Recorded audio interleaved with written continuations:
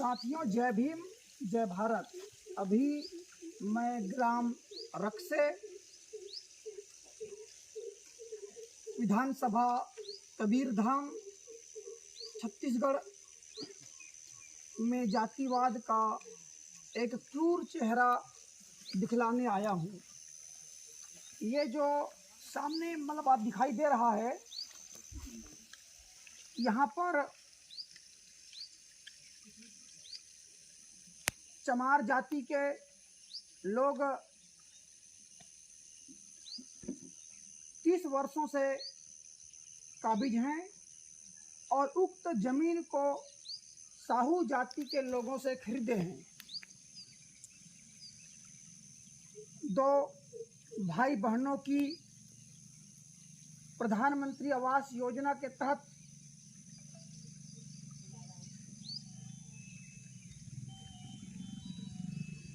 यहाँ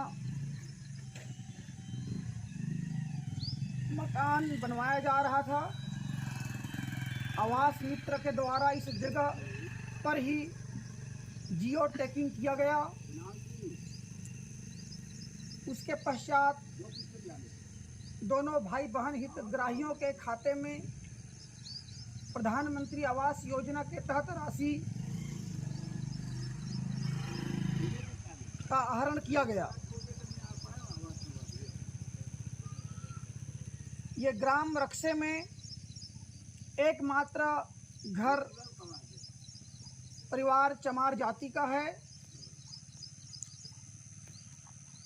इसलिए पूरे ग्राम पंचायत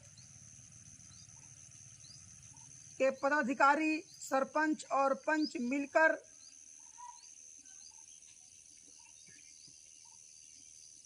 इनके मकान को शासकीय जमीन पर अतिक्रमण बतलाते हुए बलपूर्वक पुलिस की मौजूदगी में बुलडोजर चला दिए।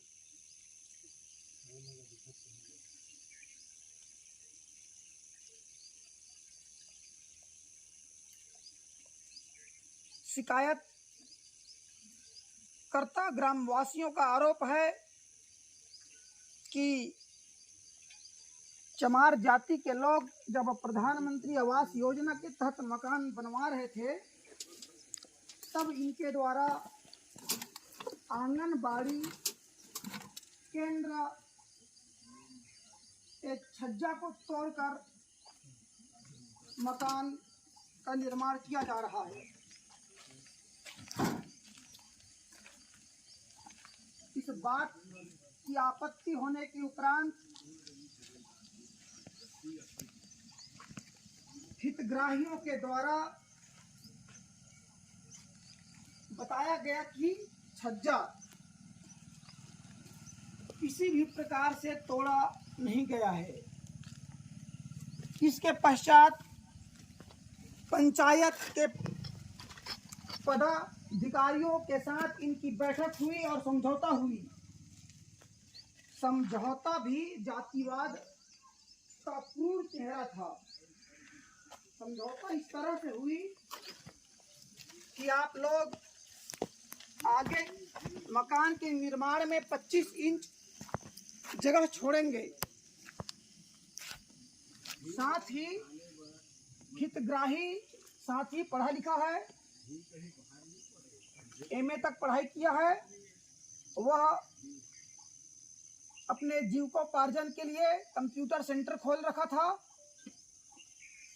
लेकिन जातिवादी पंचायत के पदाधिकारियों ने उक्त कंप्यूटर सेंटर जो एक ठेलानुमा स्थान पर संचालित था, उस ठेला को हटवाने के लिए समझौता किए कि आप लोगों ने लगभग 1 फीट अतिक्रमण इस आंगनबाड़ी भवन में कर लिए हैं। उसके एवज में आप लोगों को नवनिर्माण मकान 25 इंच जगह छोड़नी होगी और जो कंप्यूटर सेंटर संचालित हो रहा है ठेला में, उसको वहां से हटाना होगा। साथियों, आप विचार करिए कि इस मकान के निर्माण के चलते शासकीय भूमि पर अतिक्रमण से कंप्यूटर सेंटर से क्या लेना देना। मतलब इस समाज परिवार को आर्थिक रूप से भी तोड़ना इनकी मंशा रही है, और यह सब सिर्फ और सिर्फ जातीय विशेष होने के कारण संभव हो पाया है। आजादी के 78 साल बीत जाने के उपरांत हमारे समाज की मौजूदा स्थिति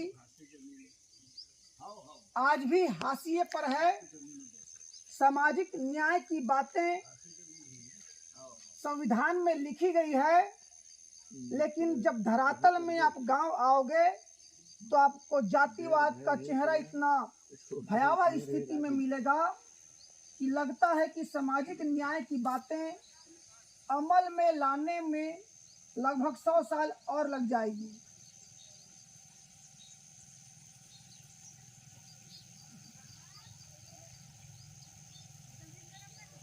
शासन प्रशासन के लोग जब हमारे वर्ग की बात आती है, सब लोग एकजुट होकर कानून व नियमों को ताक में रखते हुए न केवल हमारे मकान पर बुलडोजर चलाते हैं, बल्कि हमारे मनोबल पर भी बुलडोजर चलाने का कार्य करते हैं।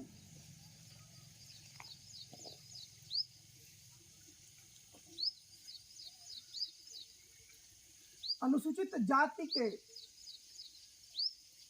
10 विधायक होने के बावजूद वे लोग कभी भी सदन में जाति आधारित अत्याचार, प्रशासनिक भेदभाव के खिलाफ आवाज उठाते हुए नजर नहीं आते हैं। इसी कारण प्रशासन चलाने वाले लोग बेपरवाह होकर बेधड़क दलितों के मनोबल पर बुलडोजर चलाने से पीछे नहीं हटते हैं।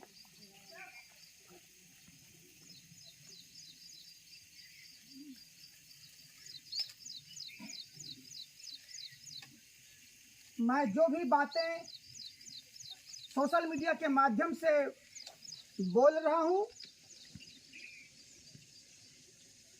उन बातों के सबूत पत्राचार के माध्यम से जो हितग्राहियों ने प्रशासन से व ग्राम पंचायत के पदाधिकारियों से किए हैं, जो सहमति हुई है, उसके आधार पर कह पा रहा हूं। यह एकमात्र ग्राम पंचायत रक्से की बात नहीं है। जहां हमारे वर्ग के लोग, उनकी संख्या कम होती है, उनके साथ जाति आधारित भेदभाव, अत्याचार, अन्याय व्यापक स्तर पर किया जाता है। कुछ लोग जाति आधारित भेदभाव को समझ नहीं पाते हैं। उन्हें दमन सहने के बाद जाति आधारित भेदभाव, अत्याचार की समझ आती है।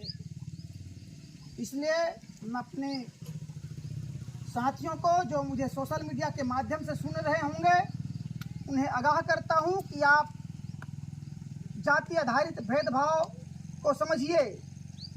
जाति के नाम पर होने वाले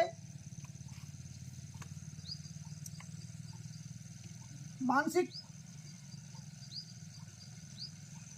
भेदभाव को समझिए, अन्यथा आप पर भी जातिवादियों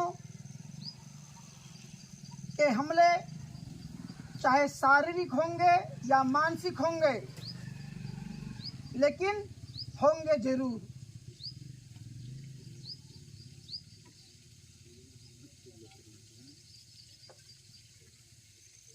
यह बेहद दुखद घटना है कि जिन हितग्राहियों के खाते में प्रधानमंत्री आवास योजना के तहत राशि आई है वे अपने मकान बना रहे थे। उक्त नवनिर्माण मकान को जातिवादी प्रशासन ग्राम पंचायत के पदाधिकारियों के चलते जमींदोज कर दिया गया है। वे न्याय के लिए भटक रहे हैं। कलेक्टर भी उन्हें न्याय दिलाने में असफल है।